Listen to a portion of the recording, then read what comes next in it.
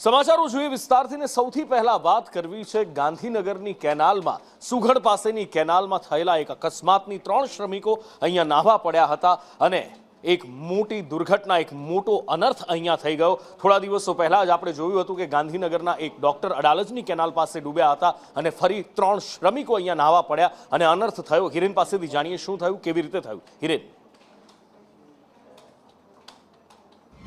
ગાંધીનગરના સુગડ પાસેની આ ઘટના છે। 3 શ્રમિકો જે આઉટસ્ટેટના હતા અને સંભવતઃ નશાની હાલતમાં પણ હતા એ પ્રકારની પ્રાથમિક માહિતી મળી રહી છે। નાહવા માટે કેનાલની અંદર ઉતર્યા હતા, પ્રતિબંધિત હોવા છતાં આ નાહવા માટે ત્યાં ઉતર્યા હતા। 3 પૈકી એક વ્યક્તિને ગાંધીનગર ફાયરની ટીમે તરત ત્યાં પહોંચીને બચાવી લીધો હતો। જોકે અન્ય 2 વ્યક્તિઓ છે એ પાણીનું વહેણ ચાલુ હોવાના કારણે એ બંને ઊંડા પાણીની અંદર ગરકાવ થયા હતા। જો કે બંનેને જે જગ્યાએ ડૂબ્યા હતા એનાથી આગળ થોડાક આગળ ફાયરની ટીમે આ બંનેની બોડી છે તે કાઢી છે। એટલે 3 લોકો કુલ પડ્યા હતા, એમાંથી 2 વ્યક્તિઓના મૃત્યુ થયા છે અને એક વ્યક્તિને જીવતો બચાવી લીધો છે। 3 આઉટસ્ટેટના એટલે પશ્ચિમ બંગાળ અને આસપાસના રાજ્યોના હતા એવી પ્રાથમિક માહિતી મળી રહી છે।